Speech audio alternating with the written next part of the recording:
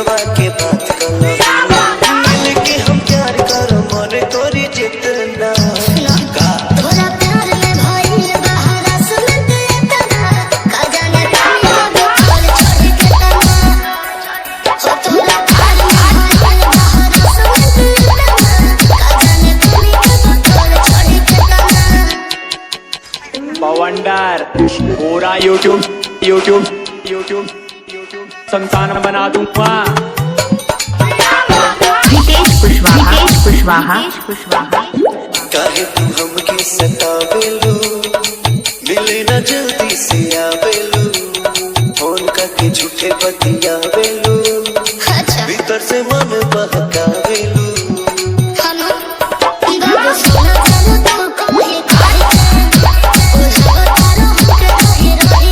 के मिले अब जान ढेर कराया बुलेट छोड़ ना अरे आवा तोरा प्यार में भइल बहारा सुनत एतना का जाने पानी हो बोल छोड़ के तना हो तोरा प्यार में भइल बहारा सुनत एतना का जाने पानी हो बोल छोड़ के तना हितेश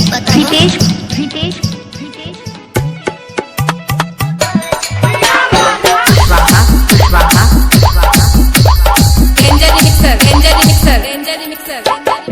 करो न जान तू बहाना हो होइल बा मौसम सुहाना हो कहता तुझसे दीवाना हो अच्छा आ गया हूँ है ठिकाना हो